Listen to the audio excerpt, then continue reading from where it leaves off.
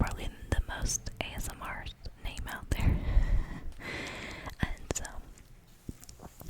as usual, I am going to tell you a little bit about it. I'm going to read the synopsis, give my opinion on it, and then tell you guys a little bit of updates that are going on with it. Now, when I read the synopsis,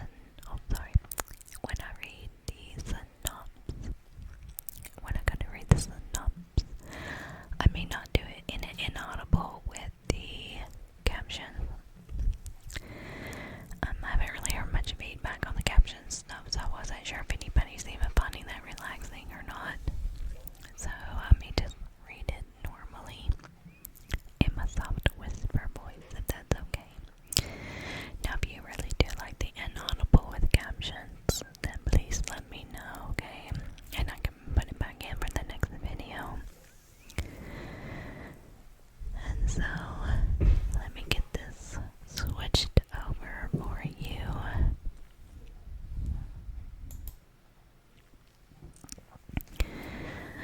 So, this is Anathema, written by Carrie Lake.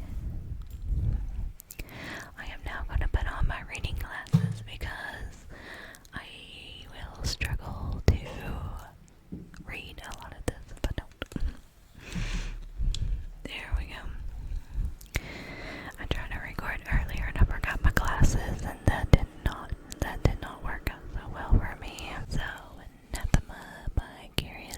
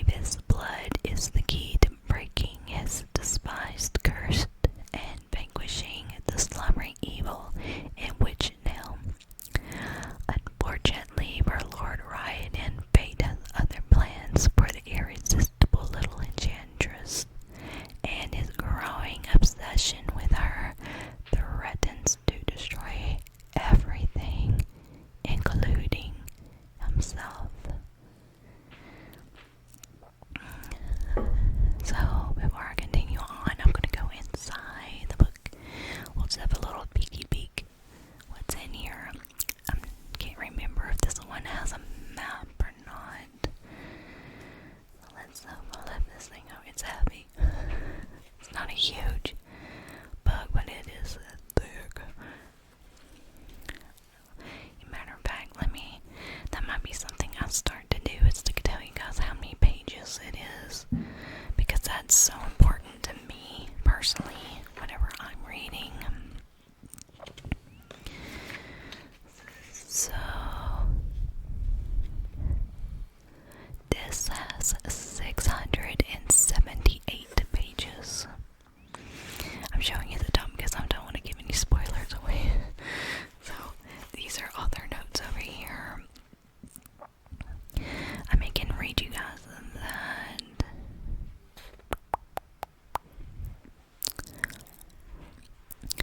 You know what? I may do that here in just a moment. But let me go to the front and see if there's anything I can kind of show you guys. Now she does have this page here. It's called Glyphs. There's Aries. Let me see here. Aries with vengeance, a glyph that uses wind to knock an opponent back. Erigoris. I hope I'm still saying that right. Erigoris is the power to levitate objects with the mind. Evenitus, I guess, to vanish into black smoke, to become invisible to the naked eye. Propulsor, to repel powers, a protective glyph that prevents mind reading. And the Osflagel, bone whip power. One strike can shatter bones. So those are glyphs or magic spells. Let me see here. We have a thesaurus of words here. Or glossary, not thesaurus, Renee. Oh, glossary.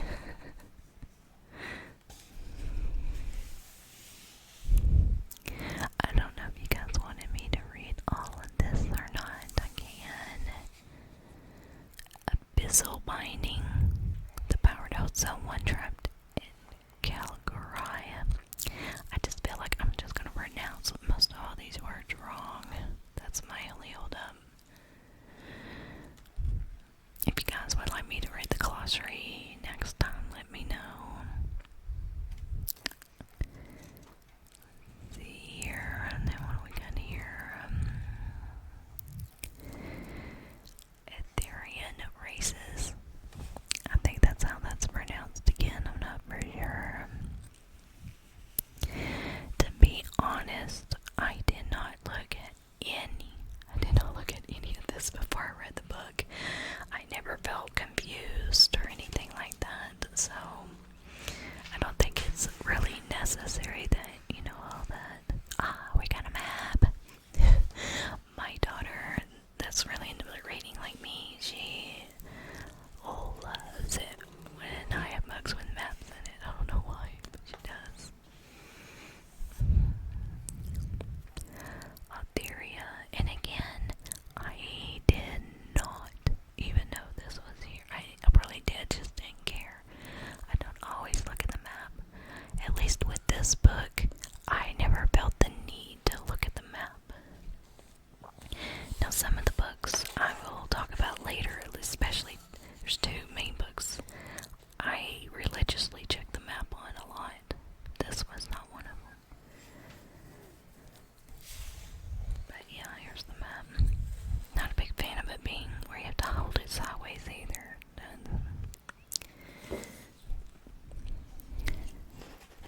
So, it does say here on the front, it's called the Eating Woods #1. So I was going to let you guys know that I did check out Carrie Lake's Instagram. Her Instagram. I checked it out. And just a couple of days ago, she did announce that she finished book 2. Yay. Book 2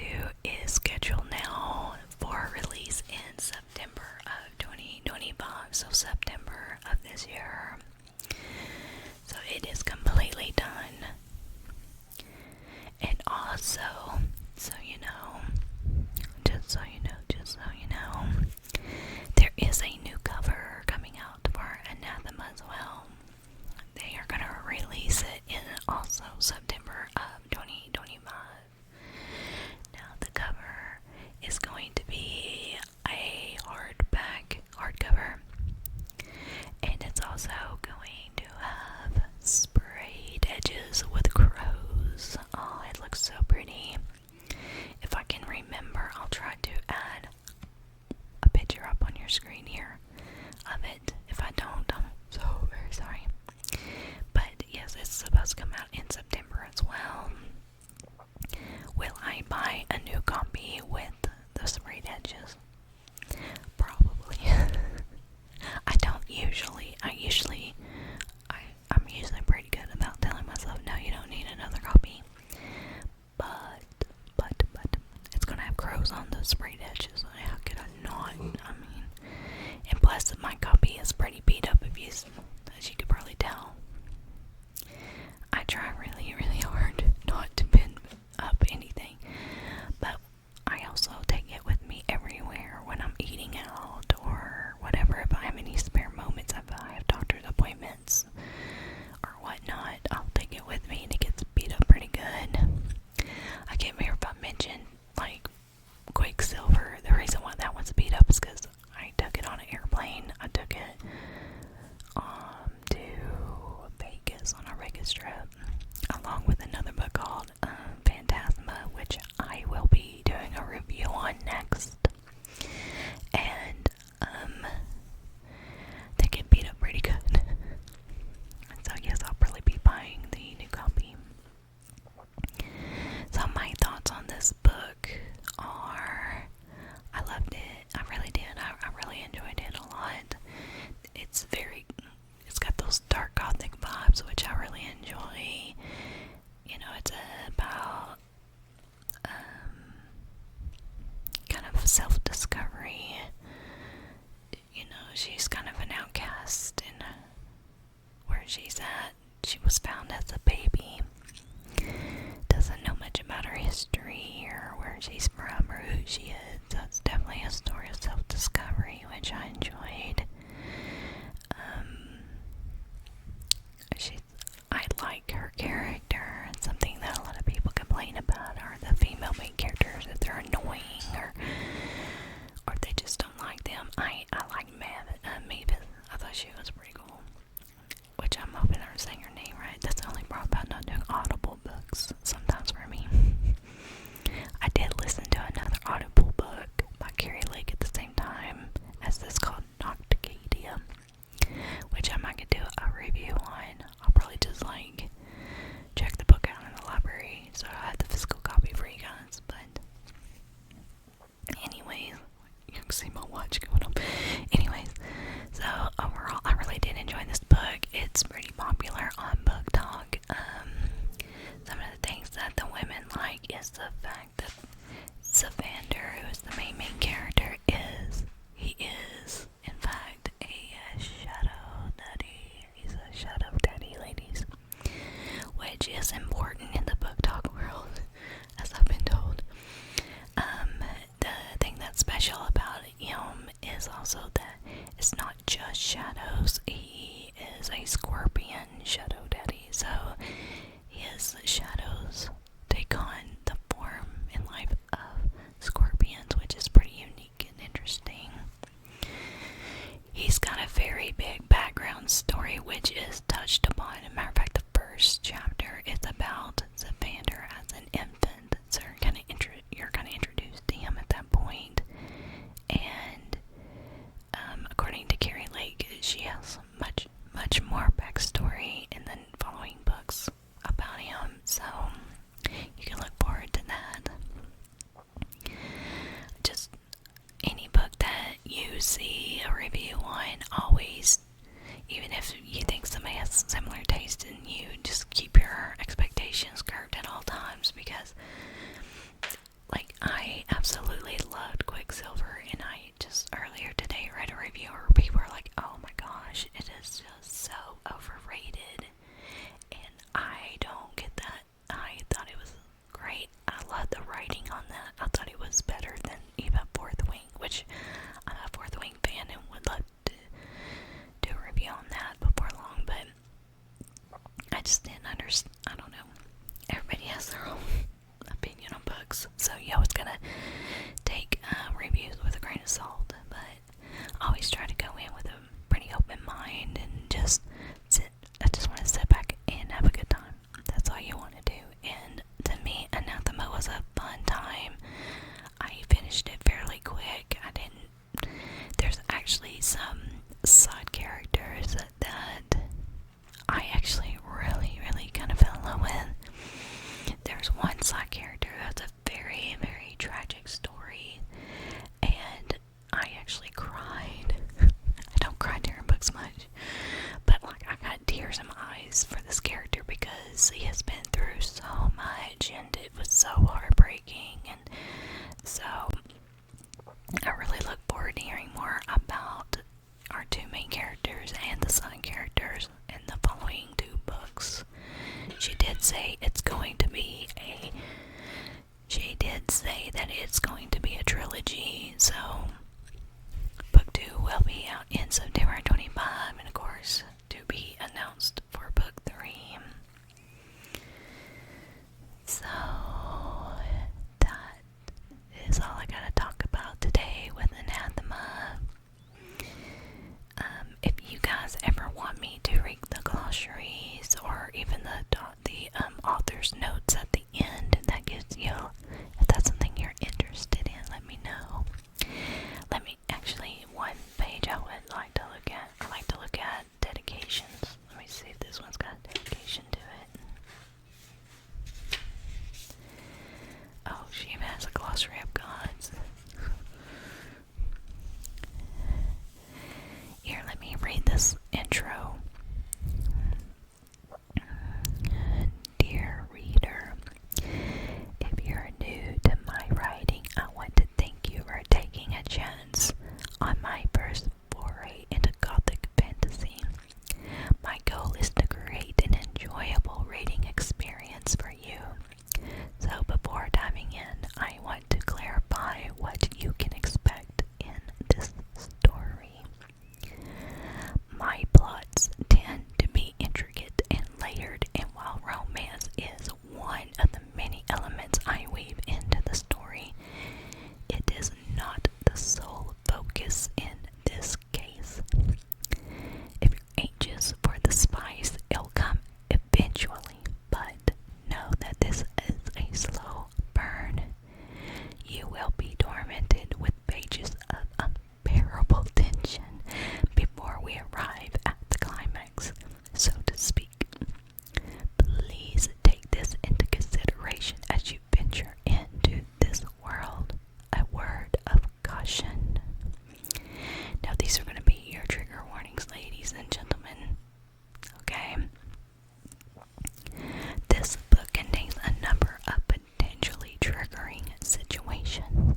You can find the full list of trigger warnings with spoilers on my website, which is quite a long link here, carrylake.com/anathema-full-trigger-list. Okay, the prologue, which is got the scorpion first Evander. This is going to be your intro to him. So, I don't want to give anything away. I don't have any special permissions.